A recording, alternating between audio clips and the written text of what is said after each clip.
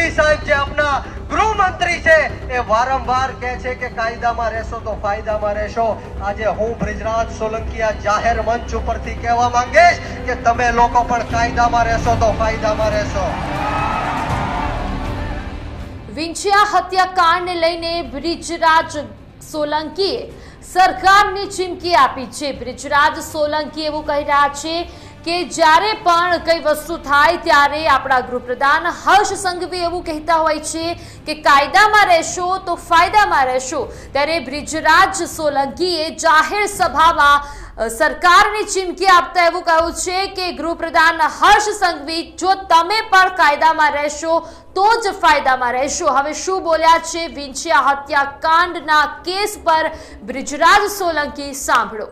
સમગ્ર ગુજરાતની અંદર કોળી સમાજ ઉપર અન્યાય અને અત્યાચાર થાય છે। કોળી સમાજની મા બહેનો ઉપર લાઠીચાર્જો થાય છે।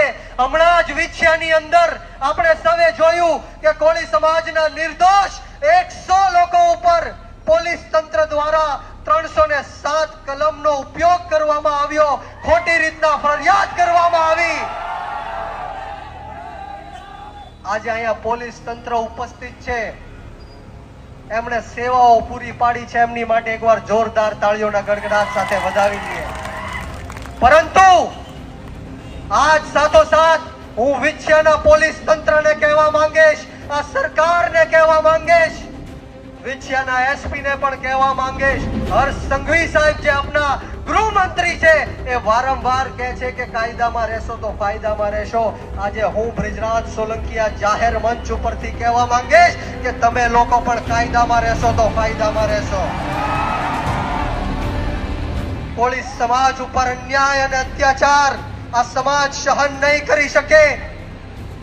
100 જણા કોળી સમાજના યુવાનો ઉપર 307 જેવી કલમો લગાડી છે જે ખોટી છે।